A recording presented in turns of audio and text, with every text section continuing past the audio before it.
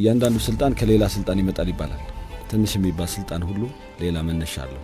ኢትዮጵያ ባህር በር እንዳይኖራት ወደቦቿን እንድታጣ ድሃ ሆና እንድትቀር የአባይ ግድብ እንዳይገደብ ያልተሸረበ ጉዳይ አልነበረም። ከሻዕቢያ የሚከፋ ሰው እኔ አላውቅም። እውነት ለመናገር ተወልደን እስክናድግ ድረስ ሻዕቢያ የሰራውን ስራ ሰራ ብዬ የማምነው ሰው የለም። ለ40ና ለ50 ዓመት ማለት ነው። ለ40ና ለ50 ዓመት አሁን ህወሓት ከኢሳያስ ቁጥጥር ውጪ መውጣት አይችልም። ህወሓት ማለት አሁን የኢሳያስ አንድ ብርጌድ ማለት አንድ ብርጌድ ኢሳያስ ካለው መውጣት አይችልም። እንደዛ ተደርጎ ነው የተሰራው። ስለዚህ አንድ ብርጌድ ነው አጥፎ ያሉትን ሰው ያጠፋሉ ያላቸው። አሁን ትግራይ ውስጥ እነሱን የሚቃወም በተለያየ መንገድ እነሱን ባይቃወምም ሻዕቢያን የሚቃወም በሆነ ጊዜ ስለ ሻዕቢያ መጥፎ አስተያየት የሰጠ ሰው መቀሌ መኖር አይችልም። የባህር በር ጉዳይ አጀንዳ ስታረግ ሊወጉን ነው፣ ሊወርሱን ነው፣ ሊወሩን ነው በሚል ብዙ ድምጾች ሲሰሙ ነበረ። ሕክምና ባላገኘበት ሰው ወደ ኑሮ ባልተመለሰበት የተፈናቀለው ወደ ቤቱ ባልገባበት ሁኔታ ሌላ ጦርነት መጀመር ምን አይነት እብደት ይባላል? ማንም ሰው ማፍቀር አይችልም። ብርሃን አለ አፍቅሮ ከተገኘ በዛ ላይ የፖለቲካ ሰበብ ከተገኘበት እስከ ሞት ይቀጣል ማለት ነው። ፕሪቶሪያ እንግዲህ ቀደነዋል ብለዋል። የትግራይ ህዝብ ፕሪቶሪያን ይፈልጋል። ፕሪቶሪያ መሰረት አድርጎ መብቶችን መጠየቅ ይፈልጋል። ህገ መንግስቱን መሰረት አድርጎ ሌሎችም ዓለም አቀፍ ስምምነቶችን መሰረት አድርጎ መጠየቅ ነው የሚፈልገው። መጨረሻ ላይ ያነሳው ጥያቄ ቀጥታ የሚመለስ አይደለም።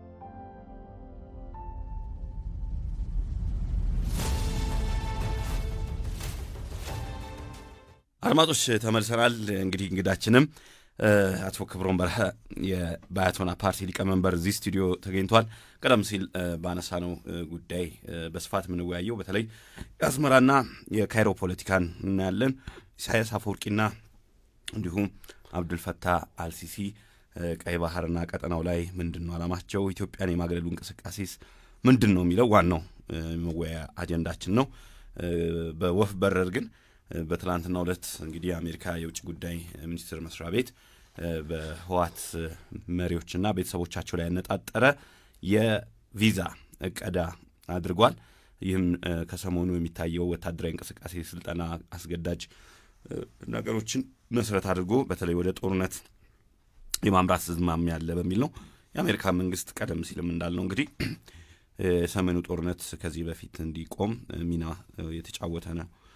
እንግዲህ በአሁኑም በተለይ ካለው አካባቢያዊ ሁኔታና በትግራይ ካለው ፖለቲካ አንጻር ይህን ውሳኔ ተላልፏል። እንደው ክብሮም ይህንን የቪዛ እገዳ ወይም የአሜሪካ መንግስትን እርምጃ እንዴት ተመለከትከው? ቀጣይ ከእንደዚህ አይነት ከቪዛ ቀጥሎን ደግሞ ሌሎች እርምጃዎችም ሊወሰዱ የሚችሉባቸው ሁኔታዎች ይኖራሉና እስቲ ይህንን እንመልከተውና ወደ ዋናው ጉዳያችን እንገባለን። እሺ፣ አመሰግናለሁ። ሶሪ እንግዲህ አሁን መጨረሻ ላይ ያነሳው ጥያቄ ቀጥታ የሚመለስ አይደለም።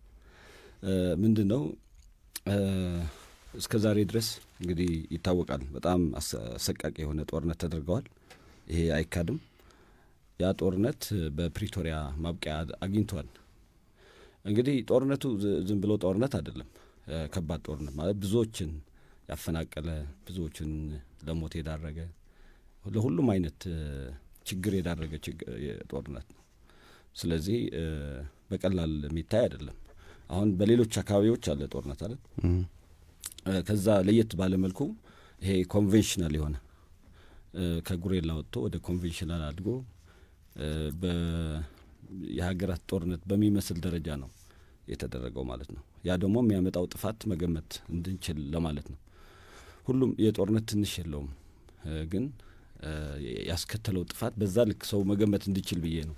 ስለዚህ ያ ከምንም በላይ ህዝቡን በጣም ከፍተኛ ችግር ውስጥ ከተዋል እስካሁን ማለት ነው። ጦርነቱ እንግዲህ የጠመንጃው ድምፅ ቀነሰ እንጂ አላበቃም። የፖለቲካዊ፣ ኢኮኖሚያዊ፣ ማህበራዊ፣ ጂኦግራፊያዊ ችግሮች አሁንም አሉ። ስለዚህ ያ ነገር ፕሪቶሪያ ላይ ማብቂያ ሲያገኝ ከምንም በላይ የትግራይ ህዝብ ደስተኛ ነው። ከምንም በላይ ሌላውም ደስተኛ ነው። ግን ችግሩ ገፈት ቀማሽና ሌላው እኩል ሊሆን አይችልም እውነት ለመናገር። ስለዚህ በዛን ሰዓት ግን የመጀመሪያ የህወሓት መግለጫ አይተው ከሆነ ፕሪቶሪያ ተቃውሟል። የመጀመሪያ መግለጫ ሳምንት ሳይሞላ ማለት ነው፣ ድርድሩ ገና ሳይጀመር እኛ ወደ ፕሪቶሪያ የላክ ነው የለም የሚል መግለጫ ነው የሰጡት። ከዛ ደግሞ ኢሳያስ አፈወርቂም በደንብ ተቃውሞታል። ተኮሊፍና ብለዋል በትግርኛ ተስተጓጎልን ማለት ነው። እንግዲህ ምን ያህል ዓላማ እንደነበረው ምን ያህል መጥፎ ጥሩ ያልሆነ ወይ ሰይጣናዊ ዓላማ እንደነበረው በዚህ መረዳት ትችላለህ። ምንም ጦርነት መጀመሪያውንም መጀመር የለበትም። ሲቀጥል ደግሞ ቶሎ ማቆም አለበት።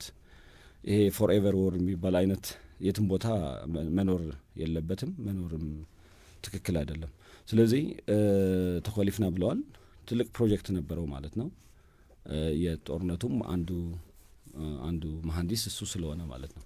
ስለዚህ ሻዕቢያ ኢሳያስ አፈወርቂ በግልጽ በትግርኛ በጣም በቁጭት ነው የተናገረው። ከዛም በኋላ የራሳቸው እንቅስቃሴ ጀመሩ ማለት ነው። እንግዲህ ፕሪቶሪያ በመቃወም ህወሓትና ሻዕቢያ አንድ ናቸው።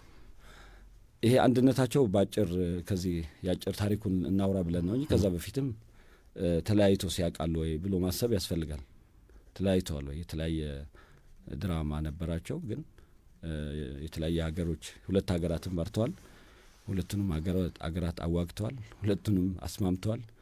በዚህ መካከል የሁለቱም አንድነትና ልዩነት በደንብ መጠናት ያለበት ይመስለኛል። ከሚባለው በላይ ነው። ከሚባለው በላይ ወይም ከሚባለው በታች የሚሆንበት እድል አለ። ስለዚህ የትናንትናው ምንድን ነው? አሁን እንግዲህ ሰሞኑ አይተሃል፣ ትግራይ ውስጥ የወጣው ህግ በጣም ማለት ከየትኛው ህግ ጋር እንደምታመሳስለው ራሱ ይገርማል። እንግዲህ የኢትዮጵያ ህገ መንግስት ብዙዎቻችን እንቃወመዋለን። ያም ሆኖ ያው በፖለቲካዊ መብት ረገድ መምጣት ያለበትን ነገር ባለመምጣቱ ነው እንጂ ያን ያህል ሰው በዛ ደረጃ አሁን በወጣ ህግ ደረጃ የሚጨቁን አይደለም። አሁን እኮ በቃ ማለት ከየትኛውም ዓለም አቀፍ ህግ ከየትኛውም የኢትዮጵያ ህግ ጋር የማይስማማ በጣም አረመኔነትን ህግ ያደረገ ከዚህ በፊት ባልተጻፈ ወይም በተደበቀ ህግ የሚያደርጉትን ነገር አሁን ህግ አድርጎ ነው ያወጡት። ስለዚህ በዚህ ደረጃ ህግ ማውጣታቸው ብቻ ሳይሆን ቀድሞም ተግባራዊ አድርገዋል። አንደኛ ህግ የማውጣት ስልጣን የላቸውም። የሆነ የሽፍታ ኃይል ተሰባስቦ የራሱ መንግስት እየጣለ የጌታቸው መንግስትን ጥለዋል፣ የወደ ወረደ መንግስት ጥለዋል። እንግዲህ እነዚህ መንግስታት ደካማም ቢሆኑ ከኢትዮጵያ መንግስት ከፌዴራል መንግስት ጋር ከዓለም አቀፉ ማህበረሰብ ጋር ለመገናኘት ድልድዮች ነበሩ። እነዚህን በራሳቸው ወታደራዊ ኃይል አፍርሰው አሁን ስልጣን የያዙ ኃይሎች ወታደሮች ናቸው። ከኮርና ከኮር በላይ የሚባሉ ከክፍለ ጦር በላይ ከኮር በላይ ማለት ነው። ራሳቸውን እንደዛ ብለው ነው የሚጠሩት። ያ የሆነበት ምክንያት አለው፣ ሌላ ጊዜ እናወራዋለን። ለምንድን ነው እንደዛ? ከዛ በታች ያለው ለምን አልተጠራም? በዚህ ስንል ከዛ በታች ያለው ወጣት ነው። ከኮር በላይ ያለው ደግሞ ብዙ ጊዜ ለረዥም ጊዜ በእጃቸው የነበረ በዝምድና በአካባቢ የሰበሰቡት የወታደራዊ ኃይልን መኮንኖች ናቸው። ስለዚህ ታማኝነታቸው ለስብሀት ነጋ ለገነባው ኢምፓየር ነው። ስለዚህ ከዛ ውጭ ሊያስቡ አይችሉም። ጌታቸውን መቀበል አይችሉም። ጻድቃንን መቀበል አይችሉም። ወደ ወረደን መቀበል አይችሉም። ለዚህ ሁሉ ችግር ደግሞ መነሻው እነዚህ ሰዎች ከደብረጽዮን በታች ስለሆኑ አይደለም፣ ግን ደግሞ ህወሓት የተሰራበት የቤተሰብ መዋቅር ስላለ ከዛ ቤተሰብ ውጭ የሆነ ሁሉ ይወገዳል ማለት ነው። ከዛም ቤተሰብ ሆኖ ብዙም ቤተሰብ ካልሆነ ካራቱ ካነሰ የወርቅ ካራት አለ ካነሰ ብዙም እንደ ሁለተኛ ነው የሚታየው። በድሮም ስርዓት የነበረ ነው። ይሄ እንግዲህ ስልጣን የሚወርሰው ከልጆችም ይሄ በውጭ በኩል የሚወለድ ልጅ አለ አይደል? እሱ ራሱ አይወርስም የሚል ነበር መሰለኝ የሆነ ጊዜ። ስለዚህ ምንም ለነሱ የቀረበ ቢሆን ከደብረ ጽዮንና ከፈትለ ወርቅ አይነት ውጭ ያለ ሰው ተቀባይነት የለውም። ይህንን የሚቀበሉ ደግሞ ወጣቶቹ ሊሆኑ አይችሉም። ወጣቶች የተማሩ ናቸው፣ ሰፊ ራዕይ፣ ሰፊ ሀሳብ ያላቸው ናቸው። ሽማግሌዎቹ ግን በዚህ የተሰፉ ስለሆኑ ከመነሻው ለ40 ለ50 ዓመት የተሰፋ ሰው አሁን እንግዲህ ቀደህ ብትሰራው ራሱ ይበላሻል። መቅደድም አችልም። ኦፕሬሽን የማይፈቀድበት እድሜ አለ፣ የጤና ሁኔታ አለ። ስለዚህ ያላቸው የአስተሳሰብ ሁኔታም ያላቸው የእድሜ ሁኔታም ቀደህ ምሳፋቸው አይነት አይደሉም። የህወሓት የዘወትር ትሮጃን ሆርስስ ናቸው፣ እንደፈለገ የሚነዳቸው ናቸው። ወደዚህ ዝመቱ ሲላቸው ይዘምታሉ፣ ወደዛ ሲላቸው ይዘምታሉ። የወጣቱ ግን የተለየ ዓላማ ነው፣ የተለየ ምክንያት ነበረው፣ ፍትሐዊ ምክንያት ነበረው ብዬ ነው የማስበው። ስለዚህ ወደ ዛሬ ማዕቀብ ስመጣልህ መነሻለሁ ልልህ ነው። ፕሪቶሪያ እንግዲህ ቀደነዋል ብለዋል። የትግራይ ህዝብ ፕሪቶሪያን ይፈልጋል። ፕሪቶሪያ መሰረት አድርጎ መብቶችን መጠየቅ ይፈልጋል። ህገ መንግስቱን መሰረት አድርጎ ሌሎችም ዓለም አቀፍ ስምምነቶችን መሰረት አድርጎ መጠየቅ ነው የሚፈልገው። የፕሪቶሪያ ስምምነት ዝም ብሎ የመጣ ስምምነት አይደለም። በእነሱ ችግር፣ በእነሱ ውድቀት፣ በህዝቡ ደግሞ ትግል የመጣ ነው። ወደ ፕሪቶሪያ የገባ ነው እነሱ ስለወደቁ ነው። አይወድቁ አወዳደቅ ስለወደቁ ነው። ህዝቡ ደግሞ እንግዲህ መብቱን ማስከበር ስለነበረበት በጊዜው የነበረውን ችግር ለማስተካከል ታግለዋል፣ ሁሉም በቻለው መንገድ ማለት ነው። ስለዚህ ፕሪቶሪያ የዚህ ውጤት ነው። የእነሱ የፖለቲካ ውድቀት በአንድ በኩል፣ በሌላ በኩል ደግሞ ህዝቡ የእነሱ ውድቀት ገፈት ቀማሽ እንዲሆን ስለተፈረደ ያኔ ታግለዋል ማለት ነው። ስለዚህ ምንድን ነው የምልህ ይሄ ስምምነት እንዲመጣ ምክንያት የሆነው ተቀባይነት ያለው። ስለዚህ አሁን ምንድን ነው እያደረጉ ያሉት መሬት ላይ ካልክ ህጉን ከማውጣት ጀምሮ አፋኝ ህግ ማለት ነው። በየትኛውም በሐሙራቢ ጊዜ በድራኮን ጊዜ ይሄ ድራኮኒያን ህግ የሚባል ከቅድመ ልደተ ክርስቶስ ምናምን ከነበሩ ህጎች ጋር የሚመሳሰል ነው። ሰው ስላልታገለ ለነሱ ስላልታገለ ብቻ የሞት ፍርድ፣ የእድሜ ልክ ጽኑ እስራት የሚፈረድበት ሰው እነሱን ስላማ ብቻ 10ና 15 ዓመት የሚፈረድበት ይሄ በየትኛው ዓለም አለ ማለት ብትፈልግ ራሱ አታገኘውም። ይሄ አሁን የወጣ ማለት አሁን ኦፊሻል ስለሆነ ነው። ከዚህ በፊት ሲሰሩበት ነው የነበረ። በረሃም እያሉ ወደ እንትን ያልወጡዋል፣ ወደ ህዝብ ያልወጡ። ለምሳሌ የፍቅር ህግ ነበራቸው። ፍቅር ህግ ምንድን ነው? ማንም ሰው ማፍቀር አይችልም በረሃ ላይ ያሉ ማለት ነው። አፍቅሮ ከተገኘ በዛ ላይ የፖለቲካ ሰበብ ከተገኘበት እስከ ሞት ይቀጣል ማለት ነው በማፍቀሩ ብቻ። የፍቅር ምልክት ካሳየ ደግሞ ይሄ የመብለጭለጭ ምናምን በትግርኛ አብረቅሪቆ ይሉታል። ስለዚህ እነዚህ ህጎች በጽሁፍ አታገኛቸውም፣ የተጻፉ ህጎች አይደለም። ግን በዚህ ምክንያት ብዙ ሰዎች ተገድለዋል፣ ታስረዋል። ስለዚህ አሁን የወጣው ህግ የነሱን አለ አይደለ የኑዛዜ ያሳየ ነው። ኑዛዜ ሰው በኑዛዜ ጊዜ ጥሩ መጥፎም ነው የሚወጣው። ከዚህ በፊት ሲደብቁት የነበረው ነገር አሁን አምጥቶታል ማለት ነው። በ2013 የነበረው ጦርነትም ህግ አውጥቶ ነበረ፣ ተመሳሳይ ህግ ማለት ነው። አንድ አመራር ሲያማ የተገኘ ሰው 15 ዓመት ይፈረዳል። የተፈረዱም አሉ እስካሁን ያልወጡ ማለት ነው። ፕሪቶሪያም ተፈርሞ በየአካባቢው ታስሮ የቀሩ አሉ። ምን አደረጉ ቢባል ደብረጽዮን በማማት ጌታቸው አሰፋን በማማት እየተባለ ማለት ነው። ከጠላት ጋር አብሮ የሰራ ይባላል። ከዛ ያው ጠላት የሚሉት ለምሳሌ ሻዕቢያ ቢሆን እሱ ገብቶ የፈለገ በሬ አርዶ መብላት ይችል ነበር፣ ማንም አይከለክለውም። በሬ አርዶ ሲበላ ከዛ በኋላ ሲመለሱ ማለት ነው ሲመለሱ ለሻዕቢያ በሬ በማረድ እንግዲህ ራሱ ነው ያረደው፣ እንኳን በሬ ሌላውም አርደዋል። እንደዚህ አይነት ማለት አንዳንድ ጊዜ የሚደንቅህ ነገር አለ፣ የሚያሳዝንህም የሚደንቅህም ነገር አለ። ስለዚህ በሬ በማረድ አሁን አንድ ሴት ነበረች ከኛ ጋር ታስራ ነበረ መቀሌ። አንድ ጊዜ ሰልፍ ጠርተን ታስረን ነበር እና አንድ እናት ነች በጣም እና ከእንትን ነው የመጣችው ገርሁ ስር ናይ ታውቀዋለህ፣ ድንበር ነው ታስራለች። ጨለማ ነው የታሰር ነው እና ምንድን ነው በሰው ስንጠይቅ ለምንድን ነው የታሰረችው ሲባል አይ ለሻዕቢያ ድጋፍ ሰጥታ ነው ተብሎ። እንግዲህ ሻዕቢያ ምንም ድጋፍ አይጠይቅም። ገርሁ ስር ናይ ለዛውም ገርሁ ስር ናይ ላይ ድጋፍ አይጠይቅም። ራሱ ነው የሚፈልገውን ያደርጋል። እንኳን በሬ ማረድ ይቅርና ሌላም ያደርጋል። እና ሰበብ ፍለጋ አንዳንድ ጊዜ አለና እነዚህ ህጎች ግን የተጻፉ ናቸው። በዛን ሰዓት የተጻፉ ናቸው። ተጽፎ እንዳሁን ይፋ አልሆነም፣ እንዳሁን ሰው አልተነጋገረባቸውም እንጂ አሁን ያለው ህግ የዛ መሻሻል ነው። ስለዚህ ያ ሁሉ እንቅስቃሴ ስታይ ህዝቡን አፍሶ እንግዲህ ህዝብ ህክምና አላገኘም። አዋሽ ላይ ተጥሎ ነው ያለው በዚህ ይህ ሁሉ ቲዲኤፍ ማለት ነው። ህክምና አላገኘም። ህክምና ባላገኘበት፣ ሰው ወደ ኑሮ ባልተመለሰበት፣ የተፈናቀለው ወደ ቤቱ ባልገባበት ሁኔታ ሌላ ጦርነት መጀመር ምን አይነት እብደት ይባላል? ይሄ ደግሞ ዝም ብሎ የመጣ አይደለም። ይሄ የሻዕቢያ ህግ ነው ወደ ትግራይ እየመጣ ያለው። እንግዲህ እነሱ የሚያወጡት ህግ ሻዕቢያ ከሚያወጣው ህግ ተለይቶ አያውቅም ብዙ ጊዜ ማለት ነው። መንግስት ከሆኑ በኋላ ከ83 ለማስመሰል የሄዱት ርቀት አለ።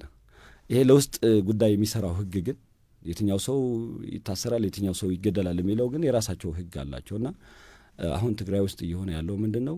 በገፍ ሰው የሚታሰርበት እና የሚደናግጥበት፣ ስደት ውስጥ የሚገባበት፣ ስራ እና ሰርቶ መኖር ወደማይቻልበት ገሃነም ቀይረውታል። ያ ሁሉ ሲሆን ምንድን ነው? ጦርነት ፍለጋ ነው። የትግራይ ህዝብ ባልፈለገው ማለት ነው፣ ባላሰበው ያስፈልጋል እንኳን ቢባል ጦርነት በህገ መንግስቱ ላይ በፓርላማ ነው የሚታወጀው። ማንም ወፈፌ ተነስቶ ጦርነት ሊያውጅ አይችልም፣ በህዝብ ስም ማለት ነው። ውጤት ውስጥ ታዲያ የሚሞተው ወጣትስ? ስለዚህ አሁን እነ ደብረጽዮን ስለፈለጉ ብቻ ሁል ጊዜ በጦርነት መኖር ስለሚፈልጉ ጦርነትን የትግራይ ህዝብ አይቀበለውም። ሁሉም አይነት እንቅስቃሴ ነው እያደረጉ ያሉት። እኛ እያልን የነበረው በፕሪቶሪያ መሰረት የትግራይ ህዝብ ተሰባስቦ ትግራይ ላይ ማሰብ የሚችል ሁሉ ተሰባስቦ ከፌዴራል መንግስት ጋርም ተደራድሮ የትግራይ መብት ያስከብራል ነው እንጂ ተመልሶ እነዚህ ውድቀት መውደቅ የማይሰለቻቸው እነ ደብረጽዮን መልሶ ወደ ጦርነት እንዲያስገቡት ማንም አይፈልግም። ማንም ማለት ነው ማንም የደብረጽዮን ቤተሰቡም አይፈልጉም። እንኳን ሌላ ይቅር ግን ቤተሰቡም አይሰማም። ምንም መስማት የሚባል ነገር አያውቁም። ስለዚህ አሁን የወጣው ነገር ትንሽ ነው ብዬ ነው ማምነው። ማዕቀቡ በጣም ትንሽ ነው፣ ምልክትም ነው። ትንሽ ነው፣ ምልክት ነው። ምልክትነቱ ምንድን ነው? ችግሩን ዲፕሎማሲያዊ በሆነ መንገድ ለመፍታት የተሰጠ ቢጫ መብራት ነው ብዬ አምናለሁ። እንግዲህ የዓለም አቀፍ ማህበረሰቡም እንደማይቀበላቸው ማሳያ ነው። ምን አለ መሰለህ አንዳንድ ጊዜ የጠላኸው የምትሆንበት ጊዜ አለ። የምትጠላውና የምትረግመውን ሞንስተር ያልከውን አውት ሞንስተር የምታደርግበት። አሁን ብዙ ጊዜ እነሱ ደርግን በጣም ሲያጠለሹት ነው የምታየው። ያው ሌላው ህዝብ ቢያጠለሸው አይገርምም። እነሱ ሲያጠለሹት ትንሽ ቅሬታ የሚፈጥርበት ጊዜ አለ እና ምንድን ነው ደርግ የወደቀበት ምክንያት ከዓለም ስለተነጠለ ነው። በተለይ ደግሞ ከምዕራቡ ዓለም ስለተነጠለ ነው። አሁን ራሳቸው የሚያዩት እንደ ጸረ ደርግ ነው። አሁን ያሉበት ሁኔታ ግን ደርግ የወደቀበት መንገድ ነው። እንግዲህ ምዕራባውያኑ አልተቀበሏቸውም። ምክንያቱ ብዙ ነው። አልተቀበሏቸውም። ስላልተቀበሏቸው ከቤተ መንግስት ከ4 ኪሎ ቤተ መንግስት ቆላ ተንቤን ድረስ ህዝቡን ይዘው ወድቀዋል። አሁን ደግሞ በዛ ያ ሁሉ ችግር የመጣውን ድል እየበሉ የመጣውን ወጣት እየበሉ የመጣውን አሳቢ እየበሉ እየገፉ በግሪንዲንግ ማሽን ውስጥ ይሄ ስጋ በሚፈጭ ማሽን ውስጥ አስገብተው ህዝቡን እየፈጁት ነው። ምንም ሻዕቢያም ብልጽግናም ከነሱ በላይ ምክንያት ሊሆን አይችልም። ዋናው መሰረት እነሱ ናቸው። ስለዚህ ይሄ በሚያደርጉበት ሰዓት ልክ እንደ ደርግ በወደቁበት ሁኔታ ልክ እንደ ደርግ ከምዕራቡ ዓለም ጋር ተጣልተው በወደቁበት ሁኔታ ተመልሶ የትግራይ ህዝብ ምን ያደርጋቸው? ምንም። የአፍሪካም ህዝብ ቢሰበሰብ ምንም ሊያደርጋቸው አይችልም። ምክንያቱም አሜሪካ የጠላቸው ምንም ቀላል ችግር አይደለም። እንግዲህ መንግስቱ ኃይለማርያም ሶቪየት ህብረት ሲፈርስ ፈረሰ። እነዚህም ሰዎች ከአሜሪካ ጋር በነበሩበት ጊዜ ነበሩ። አሜሪካ ስትጠላቸው ጠፉ። ስለዚህ አሁን ማዕቀብ ሲደረግባቸው ሌላ የአሜሪካ ከአሜሪካ ጋር ያላቸው ዲፕሎማሲያዊ ችግር ምልክት ነው። ሌላ ምልክት፣ ትንሽ ምልክት ነች። ችግሩ ግን ትልቅ ነው። ይሄ ቲፕ ኦፍ ዲ አይስበርግ የሚባለው ማለት ነው። ባህር ውስጥ ብዙ በረዶ አለ። ከላይ የሚታየው ትንሹ ነው። እቺ ትናንት የወጣችው ትንሿ ነች። ስለዚህ መፍትሄው ይሄ ብቻ ነው ብዬ አላምንም። ይሄ ብቻ መፍትሄ ሊሆን አይችልም። ግን ደግሞ ትልቁ መሰጅ ብዬ የማስበው ዲፕሎማሲያዊ የሆነ መፍትሄ እንዳለው ነው። ለችግሩ ዲፕሎማሲያዊ መፍትሄ አለ። ከጦርነት አልወጣም ለሚል ሱዳን ውስጥ ሄጄ እዋጋለሁ። ሱዳን ውስጥ የትግራይ ወጣት እየተሸጠ እኮ $60 እየተሸጠ በቃ ማለት በዚህ ደረጃ እንወርዳለን እንወድቃለን ብዬ አስቤው አላቅም።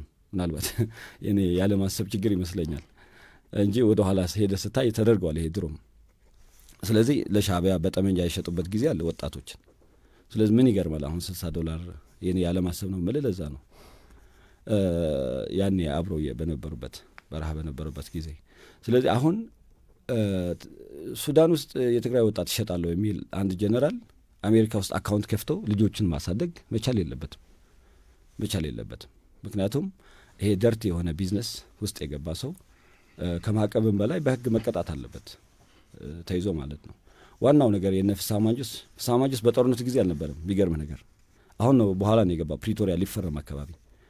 በጦርነት ውስጥ ሳይኖር አሁን ትግራይ ውስጥ የጦርነት ሁሉ መሪ ነው ከሌሎች ጋር በመሆን ማለት ነው። እና አላማው ምንድን ነው? ወጣቶችን መሸጥ ነው። ለአልቡርሃን ወጣቶችን ይሸጣል።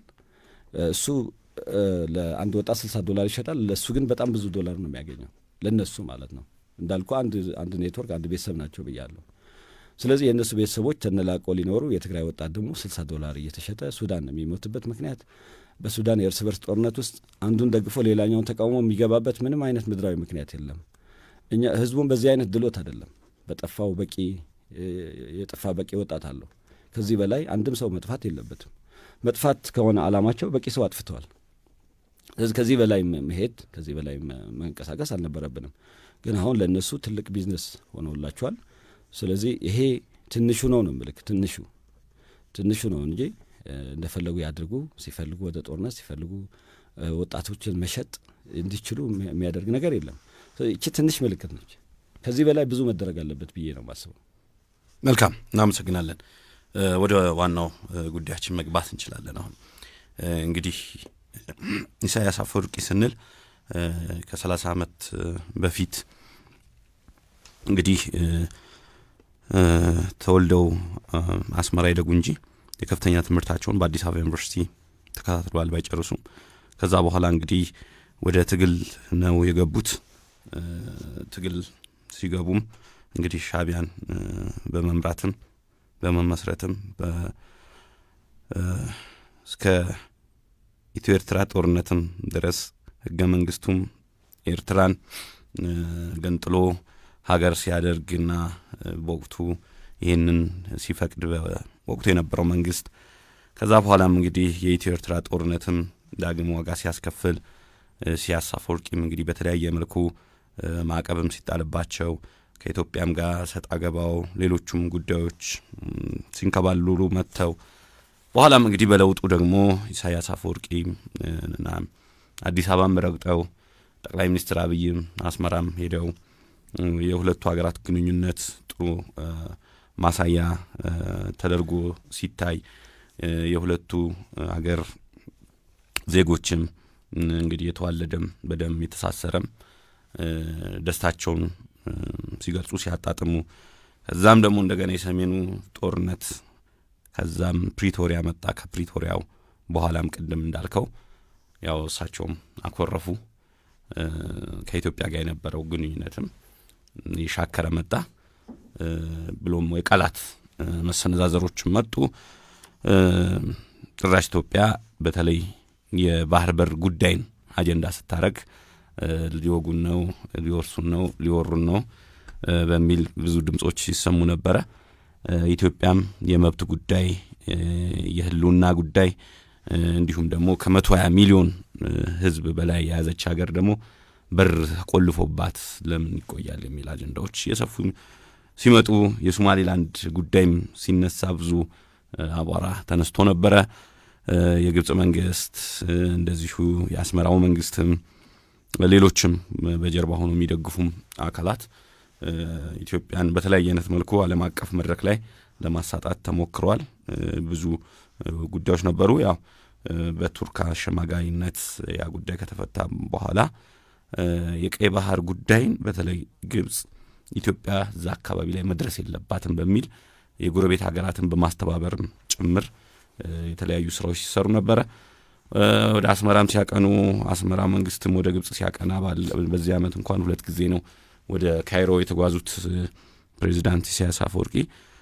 ትልቁ ነገርም ሲወጡ የነበሩ መረጃዎችም በተለይ ኢትዮጵያን ጥቅም ማሳጣት፣ በተለያዩ መልኩ ኢትዮጵያን የሚወጉ አካላትን ስፖንሰር ማድረግ፣ ሀገሪቱ ሰላም እንዳይኖራት ማድረግ፣ ብሎም ደግሞ የባህር በር ጥያቄዋን ማፈን። እንግዲህ የባህር በር ጥያቄዋ ያኔም ሲታፈን እነዚሁ አካላት ትልቅ ሚና ነበራቸው። በእነዚሁ አካላት እና ሌሎቹም የሚዘውሯቸውም ጨምሮ ኢትዮጵያ ባህር በር እንዳይኖራት፣ ወደቦቿን እንድታጣ፣ ድሃ ሆና እንድትቀር፣ የአባይ ግድብ እንዳይገደብ ያልተሸረበ ጉዳይ አልነበረም። ብዙ ነገሮች ነበሩና የአሁንም የአስመራ መንግስትና የካይሮ መንግስት ወዳጅነት ሌሎች ነገሮችንም ፈጥሮ ያው ጥምረት ወይም ጽምዶ የሚለውም አይነት ነገር መጥቶ እነ ሱዳንን እነ ህዋትን እኔ ትግራይ ስለማልለው ነው። ምክንያቱም ህዋት የፋኖ ኃይሎችም በሸኔም በኩል ያሉትም ሌሎቹንም የማቀፍና በዚህ እንቅስቃሴ ያው ጦርነት የመክፈት አገሪቱን ሰላም ማሳጣት ብሎም ደግሞ ያው ድሉ ከተገኘ ደግሞ ያው 4 ኪሎ መመኘትም ጭምራለውና እንደው እስቲ የካይሮና የአስመራን ፖለቲካ እንመልከት። አመሰግናለሁ። ካይሮ በጣም ራቀ እንጂ ራቅ ነው። ግን ያው በመናነሳው ሁሉ ካይሮ መኖሩ አይቀርም። ቅድም ባልነው ጀርባ ካይሮ ሌላም ይኖራል። ሌሎችም ይኖራሉ። እንግዲህ እያንዳንዱ ስልጣን ከሌላ ስልጣን ይመጣል ይባላል። ትንሽ የሚባል ስልጣን ሁሉ ሌላ መነሻ አለው። ወይ ሄዶ ወይ ከእግዚአብሔር ነው፣ ወይ ከአሜሪካ ነው፣ ወይ ከሶቪየት ነው፣ ወይ ከቱርኪ፣ ወይ ከሳዑዲ፣ ወይ ከግብጽ እያለ ይመጣል። ስለዚህ ኢሳያስ አፈወርቂን ላይ ትኩረት አድርገን ስናወራ ኢሳያስ እንደ ግለሰብም ይሁን ሻዕቢያ እንደ ድርጅት ዋና ዓላማቸው ኢትዮጵያን ማፍረስ ነው። ኢትዮጵያ በጣም ቀጣይነት ባለው ትርምስ ውስጥ እንድትገባ ማድረግ ነው። ያ ደግሞ ለእነሱ እድል ነው። ኢንተርፕሪነርሺፕ ነው፣ የዋር ኢንተርፕሪነርሺፕ የሚባለው ማለት ነው። ኢትዮጵያን በእነሱ እጅ አድርጎ እንደፈለጉ እያመሱ መኖር ማለት ነው። እንደፈለጉ ማድረግ አድርገዋልም። እስካሁን ምንም ሻዕቢያ የሚባል የአዛውንቶች ስብስብ፣ የአዛውንቶች ክለብ በዚህ ደረጃ ኢትዮጵያ ማመሱ እኔ ሁሌ ይገርመኛል። ሁሌ የሚገርመኝም የሚያሳዝነኝም ነገር ነው። ትግራይ ውስጥ የተደረገው ጦርነት በዋናነት የኢሳያስ አፈወርቂ ድርሻ ትልቅ ነው። በጣም ኢሳያስ አፈወርቂ እዚህ በጣም በየቀኑ የሚመላለስበት ምክንያት በሌሎች ስህተት ላይ ኢንቨስት ለማድረግ ነው። የነበረውን ፖላራይዜሽን፣ የነበረውን መቃቃርና በኢህአዴግና በኋላም በብልጽግናና በህወሀት የነበረው ውጥረት እንዳይረግም ማድረግ ነው። ስለዚህ ጦርነት የትም ቦታ ቢኖር መጥፋት የለበትም። የሱዳንን አይታል። ሱዳኑን እንዴት አድርጎ መጀመሪያ እኮ አሁን ተገልብጦ ከአልቡርሃን ጋር ሆነ እንጂ መጀመሪያ ከዳጋሎ ጋር ነበር መጀመሪያ ማለት ነው። ስለዚህ በሁለቱም ሳይድ ሆኖ ዋናው ዓላማ ጦርነቱ እንዳይጠፋ ነው። ተመልከት እንግዲህ መጀመሪያ ከዳጋሎ ጋር የነበረ ሰው አሁን በየትኛው ፍጥነት ተገልብጦ ነው ከአልቡርሃን ጋር የሆነው? ምክንያቱም ዋናው ነገር አልቡርሃን፣ ዳጋሎ ምናምን የሚባሉ ገጸ ባህሪያቶች አይደሉም ለሱ። እሱ ጦርነት የሚባል ቢዝነስ ሁሌ እንዲኖር ይፈልጋል። እንግዲህ ሰላም ቢሆን ምን እንደሚሰራ ራሱ የሚያውቀው ነገር የለም። ባለፈው የነጻነት ተብሎ የሚከበረው በዓል እንግዲህ በጣም አስቂኝ ነው። ነጻነት ኢሳያስ የሚያከብረው ነጻነት ለእኔ አስቂኝ ነው። ባርነትን በሚል የምትገልጸው ነገር አይደለም እና ቃላት የለህም እና ያኔ የሚያወራው እንደዚህ እንሰራ ነበረ ግን መብራት የለም ይላል። እንደዚህ መስራት እንችል ነበር ግን መብራት የለም ይላል። ተመልከት እንግዲህ ሰላም የምትባለው ነገር ምንም ችሎታ የለውም፣ የሰላም ችሎታ ምንም። ምክንያቱም የዘላለም እንዳልከው ከህፃነቱ ጀምሮ በዚህ ጦርነት ውስጥ የኖረ ሰው ነው። ከጦርነት ውጭ ቢኖር ምንም አይነት ህይወት የለውም። አሳ ከባህር እንደወጣ ነው የሚሆነው። ስለዚህ የሱዳኑም፣ የኢትዮጵያውም፣ የጅቡቲውም፣ የየመኑም ሁሌ እንደዚህ እንደተራመሰ መኖር መቻል አለበት። ከሌለ እንኳን መፍጠር አለበት። ስለዚህ የኢትዮጵያ የምን ጊዜም የጦርነት ጠንሳሽ ነው። የምን ጊዜ የ90 ዓመተ ምህረት አሁን ምን ይባላል ራሱ መጥቶ ነው እንግዲህ ህጻናት ሆነን የምናስታውሰው ነው። በኢትዮጵያ በኩል ምንም አይነት ፍላጎትም ዝግጅትም አልነበርም በ90። ያ ሁሉ ሲሆን አላማው ምንድን ነው ካልክ ኢትዮጵያን ማድማት ነው። በመለስም ጊዜ አሁን በብልጽግናም ጊዜ የሚያደርገው ያንን ነው። ኢትዮጵያ ውስጥ የሚኖር የትኛው መንግስት ማንም ይምጣ ማለት ነው የሱ ወዳጅ የሚመስል የሱ ጠላት የሚመስል ቢሆን ደካማ መንግስት መሆን መቻል አለበት። እሱ እንደፈለገ ማኒፕሌት የሚያደርገው የፈለገውን አይነት እቃጭ ነው ከዚህ እንዲሄድ የፈለገውን አይነት ሰው መርካቶ ገብቶ እንዲገድል ማለት ይሄ በኢህአዴግ ጊዜ አድርጎታል። ብዙ የእሱ ጠላቶች የሚላቸውን መርካቶ ድረስ ሳይቀር እየገባ አፍኖ መውሰድ መግደል ይችል ነበር በኢህአዴግ ጊዜ። ደሴ ድረስ የገደላቸው የኤርትራ ተቃዋሚዎች አሉ፣ ኮማንዶ ልኮ ማለት ነው። እንግዲህ በ5 ኮማንዶ ደሴ ድረስ ልከ የኤርትራ ተቃዋሚ መግደል ምን ያህል ኢትዮጵያ ውስጥ እጅ እንዳለው ማሳየት ይቻላል፣ ማየት ይቻላል ማለት ነው። ስለዚህ በየትኛውም ጊዜ ኢሳያስ ተፈጠረ፣ ኢሳያስ የሚባል ፖለቲከኛ ከመጣ ጊዜ ጀምሮ ኢትዮጵያን ማመስ ነው። ይሄ ደግሞ የእሱ ፕሮጀክት አይደለም፣ የኢሳያስ ፕሮጀክት አይደለም። በዋናነት የግብጽ ፕሮጀክት ነው። ግብጽ አባይ ላይ እና ቀይ ባህር ላይ ትልቅ አሁን ሰው አሰብ ሲል ወደቡን ብቻ ነው፣ ኮንቴይነሩ ነው የሚያስበው። ባህሩስ ዋናው ጉዳይ የቀይ ባህር ጉዳይ ነው መሆን ያለበት። እንግዲህ ከቀይ ባህር ውስጥ አንዱ ሊገኝ የሚችለው ወደብ ነው። አንዱ ማለት ከብዙ ጥቅሞች መካከል አንዱ ወደብ ነው። ሌሎች የምግብ አሁን ሲፉድ መብላት ትችላለህ። የባህር ምግቦች አሉ። አሁን በዚህ ጊዜ ብዙ ነገር ነው ያለው እና የግብጽ ጉዳይ የአሰብ ጉዳይ የአባይ ግድብ ጉዳይ ብቻ ሳይሆን ከአባይ ግድብ ቀጥሎ ሌሎችም አሉ እነ ተከዘ ሌሎችም ላይ ግድብ መስራት ፕሮጀክት መስራት እንዳይቻል ነው። ቀይ ባህርም በሆነ መንገድ ኢትዮጵያ የኔ ነው የምትለው ነገር እንዳይኖር ነው። ለዚህ ደግሞ ኢትዮጵያ ውስጥ የተረጋጋ መንግስት መኖር የለበትም። የተረጋጋ መንግስት ካለ ይላል ይህን ጥያቄ ያነሳል። ስለዚህ ዋና ዓላማ የተረጋጋ መንግስት እንዳይኖር፣ የእርስ በርስ ጦርነት እንዳይጠፋ፣ አንዱ ብሔር በሌላኛው ብሔር እንዲነሳ፣ አንዱ ሰፈር በሌላኛው ሰፈር እንዲነሳ ልክ ሱዳን ላይ እንደሚያደርገው ማለት ነው። ይሄ በዚህ ስትራቴጂ ነው የሚኖረው። በዚህ ስትራቴጂ ይኖራል። ሁሌ ፕሮክሲ አለው፣ ውክልና የውክልና ጦርነት ነው የሚያደርገው። የፊት ለፊት ጦርነት ያደረገበት ጊዜ በጣም ትንሽ ነው።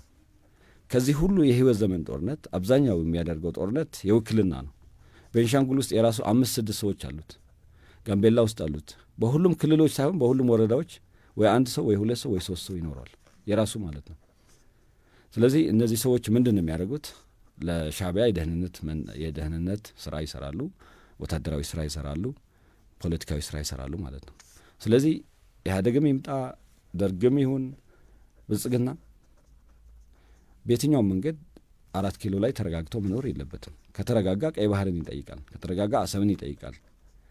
ስለዚህ ለዚህ ሁሉ አለመረጋጋት መኖር መቻል አለበት። ስለዚህ ምንድን ነው የቀይ ባህርም ይሁን የአባይ አለመሰራት አለመኖር ኢትዮጵያ ከአባይም ከቀይ ባህርም ተነጥላ በድህነት ውስጥ እንድትኖር የማድረግ ዋናው ፍላጎት የግብጽ ፍላጎት ነው። የግብጽና የሌሎች የአረብ ሀገሮች የተወሰኑት ማለት ነው ፍላጎት ነው። ስለዚህ ይሄው ፕሮጀክት ነው ሲያስፈጽም የኖረው ኢሳያስ ማለት ነው። እነ ሳዳም ሁሴን በነበሩበትም ጊዜ እስከ ኢራቅ እስከ ሲሪያ ድረስ ከሁሉም የአረብ ሀገሮች ጋር በዚህ ጉዳይ ነበር የሚሰራው።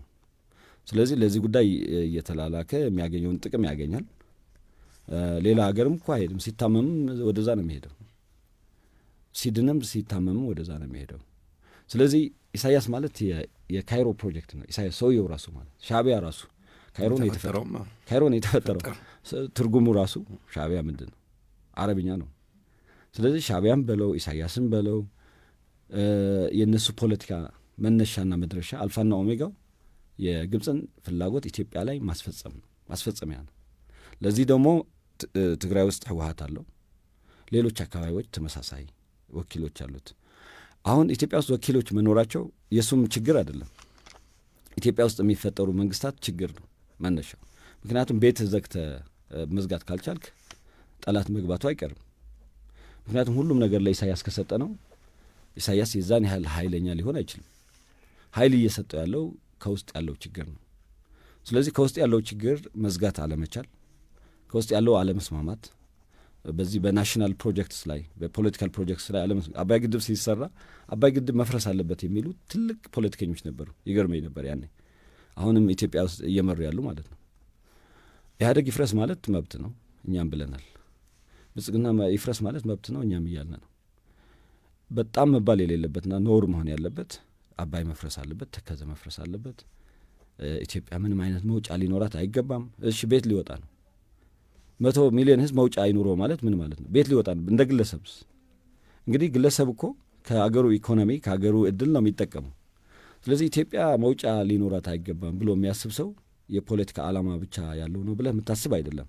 በተቃራኒ ደግሞ ኢትዮጵያ ውስጥ የሚፈጠሩ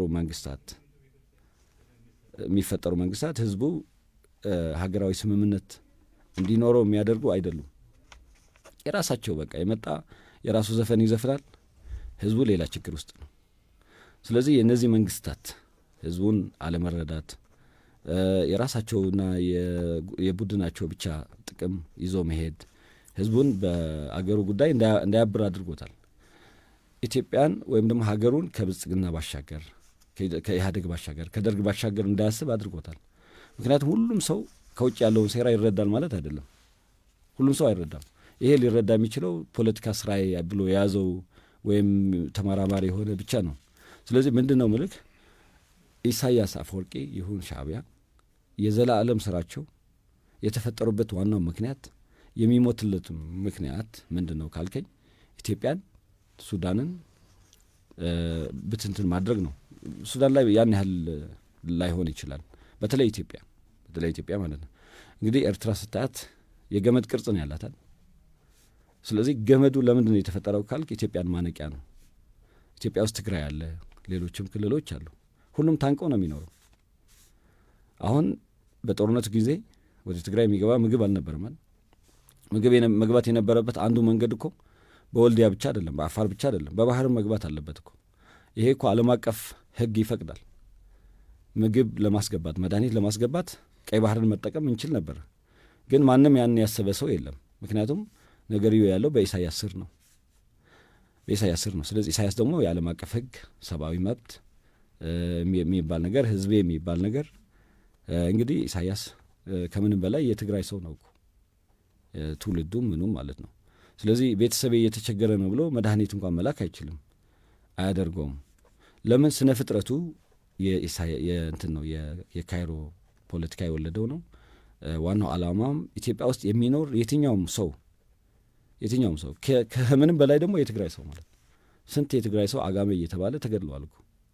ይሄ ደግሞ የኢትዮጵያ መንግስትም ይደግፋል። በዛን ጊዜ የኢህአዴግ መንግስት ማለት ነው። የትግራይ ነው የሚባለው መንግስት እሱ ራሱ ዋናው ደጋፊው ነው። እሱ ራሱ የእሱ ፍጥረት ነው። አየህ፣ ይሄ ነው ችግሩ። ቤተ መንግስትም ሆነው የሚያስፈጽሙት የእሱ ጉዳይ ነው፣ የኢሳያስ ጉዳይ ነው። ለምን እንደሆነ ብዙም ምርምር የሚጠይቅ ጉዳይ ነው እንጂ የኢህአዴግ መንግስት ከሻዕቢያ የተለየ ነበረ ማለት አይቻልም። የተለየ አልነበረም። ስለዚህ የኢትዮጵያ መንግስታት በተለያየ ጊዜ የሚመጡ መንግስታት በማወቅም ይሁን ባለማወቅ ለጥቅማቸው ሲሉም ይሁን ምን ከኢሳያስ ጋር አብረዋል። ይሄ ደግሞ የኢትዮጵያን ናሽናል ኢንተረስት ጎድተዋል። አሁንም እየጎዳ ነው። ለምሳሌ ትግራይ ውስጥ ያለው ጦርነት ከህዝቡ ጋር በመስራት ህዝቡን ከሚወክሉ ሰዎች ጋር በመስራት የኢሳያስን እጅ ማሳጠር ይቻላል። ያም ይቻለው ደግሞ ከኤሊቱ ጋር በመነጋገር ነው። ይህ የሚያደርግ አካል የለም። ሰው መፍትሄ ይፈልጋል፣ ግን ብቻውን ነው የሚያወራው። ብቻውን አውርቶ ደግሞ ምንም መምጣት አይችልም። ይህንን የሚያይ የኢትዮጵያ መንግስት መኖር መቻል አለበት። ትግራይ እንደዚህ በመሆኗ እንግዲህ ኢሳያስ አሁን እኮ ድንበሩ ዛላምበሳ አይደለም፣ ድንበሩ እኮ ወልዲያ ያደረገ። ያኔ እነ ጀነራል ጻድቃን ሲሉ ነበር የትግራይ ድንበር ይጠበቅ ሲባል ነበር። እንግዲህ ፌዴራል መንግስት ሊቸግረው ይችላል። እየቸገረውም ቢሆን ግን የአገሪቱን ዳር ድንበር መጠበቅ አለበት። ባለፈው አንዱ ጀነራል ምን እያለ ነበር? ድንበራችን እየጠበቅን ነው እያለ።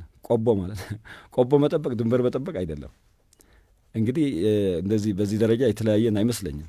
ስለዚህ የኢትዮጵያ ድንበር በመጠበቅ ምንድን ነው የምታመጣው? የኢሳያስን እጅ አዲስ አበባ እንዳይደርስ ታደርገዋለህ። ወልዲያ ከደረሰ በኋላ አዲስ አበባ የለም ማለት ማሰብ አይቻልም።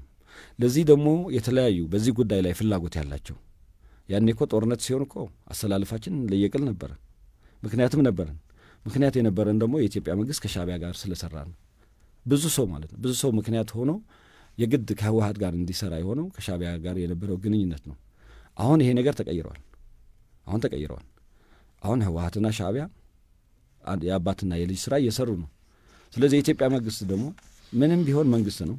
ስለዚህ ይህንን ለመቀልበስ መስራት መቻል አለበት። አሁን የኢሳያስ ቢሮ መቀሌ ነው። ትግራይ ውስጥ የትኛውን ቦታ የፈለገውን ነገር ማድረግ ይችላል። ቤተ መንግስት ገብተው እኮ የሳዋ ህግ አወጣ። ህጉ የወጣው ኢሳያስ ያመጣው ነው። ይህ ሁሉ ሲሆን ደግሞ ዋናው ተጠሪነታቸው ለካይሮ ነው፣ ለአልሲሲ ነው። ተጠሪነታቸው ለግብጽ ሲሆን ግብጽ ደግሞ ከነዚህ ሰዎች የምትፈልገው ነገር ኢትዮጵያ የምትባል ሀገር ተረጋግታ የትኛውም የባህር ፕሮጀክት እንዳይኖራት፣ የትኛውም የግድብ ፕሮጀክት እንዳይኖራት፣ አባይ ቢሰራም ጥቅም ላይ እንዳይውል፣ ከተቻለም እንዲፈርስ፣ ከተቻለም እንዲስተጓጎል፣ ከጥቅም ውጭ እንዲሆን ነው የምትፈልገው። ስለዚህ ይሄ የትኛውም ኢትዮጵያዊ ሊፈልገው አይችልም። የትኛውም ኢትዮጵያዊ በስህተት ሊፈልገው የሚችል ኢትዮጵያ ውስጥ ባለው ፖለቲካ ስህተት ብቻ ነው። የፖለቲካ ስህተቱ ታርሞ የአገር አንድነት ተመልሶ በጋራ ማሰብ ያለብን በጋራ አስበን፣ መለያየትም ሲኖርብን በጋራ ተመካክረን መሆን መቻል አለበት እንጂ ስለተበታተን አንዳችን ተርፈን ሌላችን ምን ለማ አይደለንም። ስለዚህ አሁን ኢሳያስ የፈለገውን ነገር አድርገዋል። ትግራይን ተቆጣጥሮ ወልዲያ ልቆጣጠር እያለ ነው። ኢትዮጵያ መንግስት ደግሞ በዚህ ላይ የመረጠው ዝምታን ነው። ዝምን አይለም። ቢያንስ ለራሳቸው ምክንያት ሲሉ ይህንን የሚደግፉ ይህንን የሚቃወሙ ኃይሎች አሉ። ስለዚህ ከእነሱ ጋር መስራት ያስፈልጋል። ካልሆነ ግን ከወደቁ በኋላ መንፈራቀጥ ምንም ትርጉም የለውም። አሁን ሻዕቢያ የሚያመጣው የሀገር ውድቀት ደግሞ ለአንዱ መንግስት ብቻ አይደለም፣ ህዝቡን ነው የሚያጠፋው። የትኛውም ህዝብ እንዳይኖር፣ አሁን የትግራይ ወጣት እንዳይኖር ነው እየተደረገ ያለው። ልክ ኤርትራ ወጣት አልባ እንዳደረጋት ትግራይን ወጣት አልባ የማድረግ ስትራቴጂ ሄደዋል። ትግራይን ኤሪትሪያናይዝ ነው እያደረጋት ያለው የኢሳያስ ኤርትራ ማለት ነው። የኢሳያስ ኤርትራ አሁን ትግራይ ሆናለች በፍጥነት ማለት። በዚህ ፍጥነት ትግራይ ኤርትራ ይሆናል ብሎ የገመተ ሰው ነቢይ መሆን መቻል አለበት። በዚህ ፍጥነት ማለት ነው። በዚህ ፍጥነት የሻዕቢያ ሰዎች ትግራይ ውስጥ መንሸራሸር መቻላቸው ዝም ብሎ የመጣ አይደለም። የህወሓትና የሻዕቢያ ቁርኝት ስትራቴጂክ እንደሆነ ነው የሚያሳየው። ስትራቴጂክ የሆነ ቁርኝት ነው ያላቸው። ያ ሁሉ ጥፋት ከመጣ በኋላ ኢሳያስና ስብሐት ነጋ ብጻይ የሚባባሉበት ምክንያት የህዝቡን ጥፋት መሰረት ያደረገ አይደለም። ህዝቡ ያን ያህል አጥፍቶ ፕሪቶሪያ ላይ እንዳይፈረም ጦርነቱ እንዳይቆም ተኮሊፍና ያለ ሰውዬ እንዴት ብለህ ነው በዚህ ደረጃ ፍቅር የምትመሰርተው? ስለዚህ ይሄ ዝም ብሎ የመጣ አይደለም። መጀመሪያውንም አብሮ ነው የሚሰሩት ማለት ነው። በብዙ ጉዳይ ላይ ተስማምተዋል ማለት ነው። ቀይ ባህርን ከኢትዮጵያ በመነጠል ያለምንም ህጋዊ አግባብ ነው የተነጠለው ቀይ ባህር ከኢትዮጵያ ማለት ነው ያለምንም። ይሄ ደግሞ የሆነው በኢህአዴግ ነው፣ በአቶ መለስ ዜናዊ ፊርማ ነው። ስለዚህ ይሄ ለኢትዮጵያ ጥቅም ነው ሊባል አይቻልም። በጣም እናጥበው ከተባለ ለትግራይ ጥቅምም ሊሆን አይችልም። ምክንያቱም ይሄ ባህር ሲነጠል ከኢትዮጵያ ከትግራይ ነው የተነጠለው። ባህሩ እኮ ከምንም በላይ ለትግራይ ነው የሚቀርበው። ይሄ እንዳይሆን ነው የትግራይ ህዝብ የትግራይ ወጣት ስለ ባህር እንዳያስብ፣ ሲያስብ ስለ ጅቡቲ እንዲያስብ ነው። ሾፌር ሆኖ ጅቡቲ ያለው ባህር እንዲያስብ ነው እንጂ እዛው 40ና 50 ኪሎ ሜትር ያለው ባህር አባቶቻችን በሬዎቻቸው ከብቶቻቸው የሚያጠጡበትን ባህር እንዳያስብ ነው የተቀጣው ማለት ነው። አእምሮ ላይ ነው የተሰራው። ያ ሁሉ የተደረገው ደግሞ የኛ በምንላቸው የኢህአዴግ ሰዎች የህወሓት ሰዎች ነው። ዝም ብሎ ያመጡትም ነገር አይደለም። እንደዚህ እንዲያስቡ ብቻ የተፈቀደላቸው ሰዎች አሰባስቦ ከዛ ውጭ የሆኑት ደግሞ አስወግዶ መንገድ ላይ አስቀርቶ ጫካ ላይ አስቀርቶ እነሱ የሚፈልጉት ህወሓት ፈጥረዋል። ዛሬ የምናየው ህወሓት ማለት ነው ስለ ትግራይ ህዝብ ደንታ የሌለው የትግራይ ወጣት ለማፈስ ጉዳዩ ያልሆነ የትግራይ ወጣት በየቦታው ወድቆ ቆስሎ ለእነሱ ሲባል ለራሱም ዓላማ ሲባል ምንም አይነት ሀዘኔታ የማይሰማው መድኃኒት መግዛት አቅቶት ጦር መሳሪያ የሚሸምት ቡድን ነው ትግራይ ውስጥ ያለው ማለት ነው። ያ የሆነው ደግሞ ጭካኔውም አረመኔነቱም ስትራቴጂክ የሆነ አካሄዱም ስታዩ ህዝብን ረግጠ ከሻዕቢያ ጋር መስራት በትልቁ የካይሮ ፕሮጀክት ነው። ስለዚህ ይሄ ካይሮ ፕሮጀክት አሳንሶ ማየት ትልቅ ችግር ነው። በዚህ በኩል ማየው በጣም እንደ ቀላል ነገር አድርጎ ነው የሚያስቡት። ቀላል ነገር ቢሆን እንዴት ወልዲያ ይደርሳል? ቀላል ነገር እኮ አይደለም። ቀላል ነገር ስላልሆነ የአገር ውስጥ ችግር ቶሎ በመፍታት በጥበብ በመፍታት ከውጭ የመጣ ያለውን ችግር ደግሞ በማወቅ ነው እንጂ ችላ ስላልከው ወይም ደግሞ አንድ መሪ ቤተ መንግስት ብቻ ስለተቀመጠ አይሆንም። መደረግ ያለበት በዚህ ዙሪያ መመካከር ያስፈልጋል። አስፈላጊ የሚባሉ አቅሞችን ማሰባሰብ ይፈለጋል። ከሀገር ውስጥ ደግሞ ለዚህ እንደ ምክንያት ሊሆን የሚችል እንደ ሰበብ ሊሆን የሚችሉ ምክንያቶችን እየዘጉ መሄድ ያስፈልጋል እንጂ ፕሮጀክቱ አሁንም ተንትነን የምንጨርሰው አይደለም። ብዙ ሰውም ጽፈውበታል፣ ብዙ ሰዎች ጽፈውበታል፣ ብዙ ሰዎች ተነጋግረውበታል። አሁን ያለው ሪል ፕሮብሌም ነው። አሁን በትክክል መሬት ላይ ያለ ችግር ነው። ትግራይን በልቶ ከኤርትራም አልፎ ትግራይን በልቶ እንግዲህ እዚህ እኛ ጋር ማለት የት ቦታ ላይ እየደረሰ እንደሆነ አይዶ ነው። በቦታ ራሱ ልነግርህ አልችልም። እዚህ ቦታ ነው ያለው የሻዕቢያ ኢንፍሉዌንስ ብዬ ልነግርህ አልችልም። ይህን ያህል እንዲሆን ግን የተፈቀደው በእኛው ድክመት ነው። ከኛው ደግሞ የመንግስት ድክመት ነው። ምክንያቱም መንግስት ነው ትልቅ አቅም ያለው። ይህን ስራ የመስራትም ብቸኛ መብት የመንግስት ነው። ብቸኛ መብት ማለት ነው። መንግስት የሰላምና የጸጥታ ጉዳይ የቫዮለንስ ሞኖፖሊ ያለው መንግስት ነው። ተቃዋሚ ፓርቲዎች አይደለንም፣ ወይ ህዝብ አይደለም፣ ወይ ምሁር አይደለም። ምሁራን ሀሳብ ይሰጣሉ፣ ተቃዋሚ ፓርቲዎች ደግሞ የፖለቲካ ስራ ይሰራሉ። መንግስት ደግሞ እንደ መንግስት ጦር ሰራዊት አለው፣ በጀት አለው፣ በወዘተርፈ ህዝብም በማንቀሳቀስ ይችላል። ስለዚህ ዋናው ነገር ምንድን ነው? ችግሩን መጠን ከመረዳት ነው መነሳት ያለብን ብዬ ነው የማስበው። የችግሩን መጠን ከመረዳት ሁሉም ሰው ችግሩን እንዲረዳው። አሁን ይሄ አንድ መድረክ ነው፣ ጥሩ መድረክ ነው። ቢያንስ ሰው እንዲያስብበት እንዲነጋገርበት ተመሳሳይ መድረክ መፍጠራችሁ በጣም አሪፍ ነው።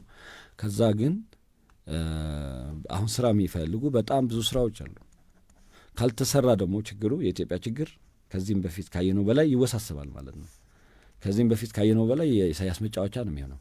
የኢሳያስ መጫወቻ ከሆነ ኢትዮጵያ ደግሞ እኛ በግልም መኖር አንችልም። አሁን የተቃዋሚ እኮ ከትግራይ እየወጣ ያለው ህወሓትን ፈርቶ አይደለም። አሁን ህወሓት ከኢሳያስ ቁጥጥር ውጭ መውጣት አይችልም። ህወሓት ማለት አሁን የኢሳያስ አንድ ብርጌድ ማለት ነው። አንድ ብርጌድ ነው። ኢሳያስ ካለው መውጣት አይችልም። እንደዛ ተደርጎ ነው የተሰራው። ስለዚህ አንድ ብርጌድ ነው አጥፎ ያሉትን ሰው ያጠፋሉ ያላቸውን። አሁን ትግራይ ውስጥ እነሱን የሚቃወም በተለያየ መንገድ እነሱን ባይቃወምም ሻዕቢያን የሚቃወም በሆነ ጊዜ ስለ ሻዕቢያ መጥፎ አስተያየት የሰጠ ሰው መቀሌ መኖር አይችልም።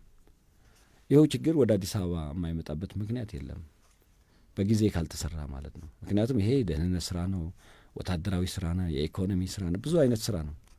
ስለዚህ የኢትዮጵያ መንግስት በዚህ ደረጃ መንቀሳቀስ መቻል አለበት ብዬ ነው ማምነው። እንደዚሁም ጋዜጠኞችም፣ ሬዲዮዎችም፣ ቴሌቪዥንም ሁሉም በዚህ ዙሪያ በቂ የሆነ ግንዛቤ የመፍጠር ስራ መስራት ይችላል ብዬ አምናለሁ። የተቃዋሚ ፓርቲዎችም ምንም ቢሆን ከመንግስት ጋር ልዩነት ቢኖረንም ሻዕቢያ ኢትዮጵያ ውስጥ ገብቶ ትግራይ ውስጥ ገብቶ እንደፈለገ ያድርግ በሚለው ግን ልዩነት ሊኖረን አይችልም።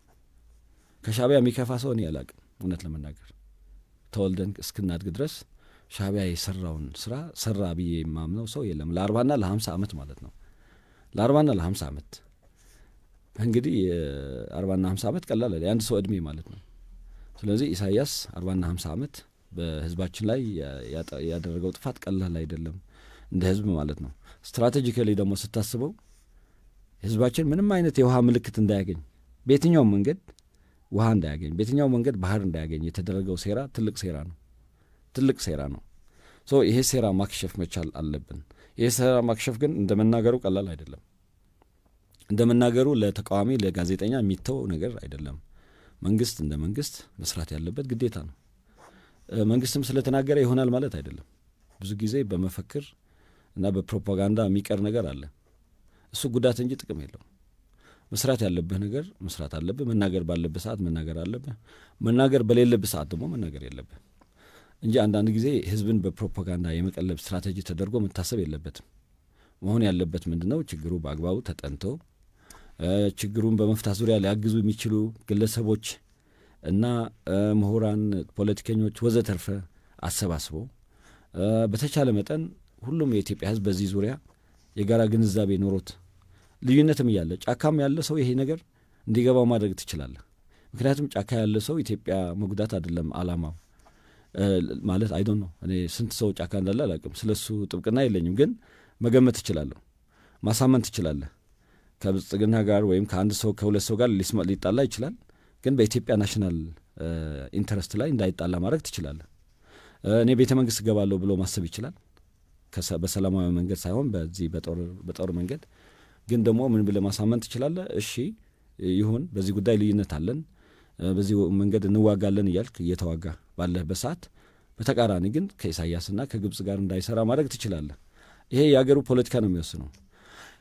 በጣም ስህተቱ እየበዛ ከሄደ ግን ሰው በተለያየ መንገድ ሳይፈልግ በግድ ወደዛ እየሄደ ይሄዳል። ስለዚህ ችግሩ ብዙ ነው፣ መፍትሄውም ቀላል አይደለም። ዋናው ነገር መነጋገር አለ። ሌላው ደግሞ በዚህ ጉዳይ በጣም የሙሉ ጊዜ ምሁራን አሉ፣ የሙሉ ጊዜ ማለት ነው።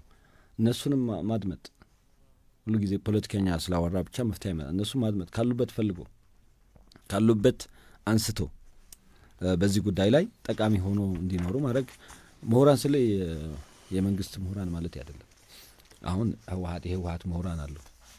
ምን ይባላል መሰለ፣ መቀሌ ዩኒቨርሲቲ አንድ ጓደኛ ያለና ድምፅ ወያነ ሄዶ ኢንተርቪው ላደርግህ ነበር አለው፣ አንዱን መምህር ማለት ነው። እነዛ ምሁራን የሉም እንዲ ያላቸው፣ ሁሉም ምሁራን ናቸው። ግን በቴሌቪዥን በድምፅ ወያነ የሚቀርቡ ምሁራን አሉ፣ የድምፅ ወያነ ምሁራን የሚባሉ ማለት ነው። አሁን የኢቲቪ ምሁራን፣ የድምፅ ወያነ ምሁራን፣ የፋና ምሁራን የሚባሉት ብዙ ጊዜ ከጥቅማቸው ጉዳቸው ነው የሚበዛው። መሆን ያለበት የራሱ ይሄ ፕሮፌሽናል ኢንቴግሪቲው፣ ኢንቴሌክቹዋል ኢንቴግሪቲው፣ የምሁራዊ አቅሙን የምሁራዊ ንጽህናውን ጠብቆ የሚኖር የትኛውም የፖለቲካ ፓርቲ 80 እና 100 ፖለቲካ ፓርቲ ያለ ኢትዮጵያ ውስጥ ከእነሱ ጋር ይሄና ያ አይነት ዝምድና የሌለው፣ ዝምድና ሊኖረው ይችላል፣ ግን ዝምድናው እስከ እንደ ይሄ ኢንቴሌክቹዋል ፕሮስቲቱሽን የሚባል መሆን የለበትም። ስለዚህ ጉዳዩ ሲሪየስ መሆን አለበት፣ ፕሮፓጋንዳ መሆን የለበትም ነው እንጂ አሁን ስለ ካይሮ፣ ስለ አልሲሲ፣ ስለ ጠቅላላ የአረብ ፖለቲካ ብናወራ ምንችለው አይመስለኝም። መሆን ያለበት መንገዱን አስተካክለን ነው መሄድ ያለብን። መንገዱን ክፍት ካደረግ ነው ብዙ አቅም ያለው ሰው ይገባል የሚል ሀሳብ ነው ያለኝ። አመሰግናለሁ። መልካም አመሰግናለሁ። የተከበራችሁና የተወደዳችሁ አድማጮቻችን እየተከታተላችሁ የምትገኙት ከመናኸሪያ ሬዲዮ 99.1 የመናኸሪያ ምልከታ ፕሮግራማችን ነው። ሱራፌል ዘላለም የፕሮግራሙ አዘጋጅና አቅራቢ ነኝ። ዮሐንስ ደምሴ ቴክኒኩን እየተቆጣጠረ ነው። ክብሮም በርሀ ደግሞ የባያቶና ፓርቲ ሊቀመንበር ከኛ ጋር ቆይታ እያደረግን እንገኛለን።